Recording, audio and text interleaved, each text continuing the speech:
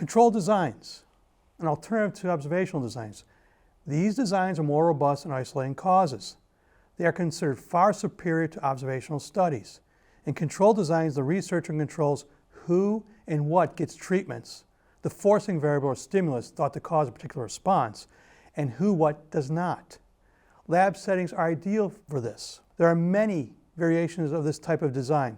Still, the key distinguishing factor is the researcher can use this design to isolate causes and discard other purported causes when the test results are obtained. Now, can we improve observational designs? The answer is yes. The improvement in the quest of isolating causes involves controls. Consider the following example and how controls help. So let's consider a control design with a control group. This is an example of a natural experiment. Consider the following.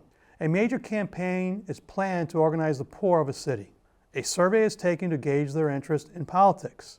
After the campaign concludes, the same people are asked the same survey questions. The findings are based on those who were contacted for the survey, and they had a higher interest in politics than those who were not contacted. Conclusion: the campaign increased political awareness of the poor. Now here are the specific elements of the control design with a control group or natural experiment. You measure a variable for a specific group before the cause or treatment is started. Wait until some among that specific group have been exposed to the cause or treatment. Then measure the variable for the specific group again. If the measures of the group exposed to the cause or treatment, the test group, differ from those who are not exposed, the control group, then ascribe the effect to the cause or treatment. This is an improvement over the observational design since the control group and test group provide a basis for comparison. But there are still flaws. Here, the researcher has little control in selecting the test group. Without this ability, it is possible that those who took the survey were already predisposed to political activism regardless of the campaign. Now, improvement would come if the researcher has control over the test and control group. So let's look at this type of design. Here we want to talk about a controlled design with a control group and pre-measurement. This is not a natural experiment. This is called a true experiment. And so let's consider the following.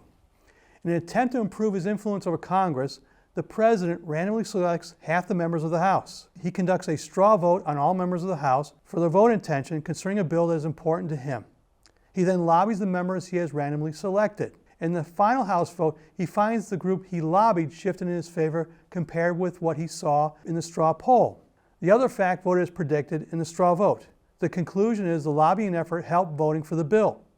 Now here are the specific elements of this control design with a control group and pre-measurement, or as I said, a true experiment.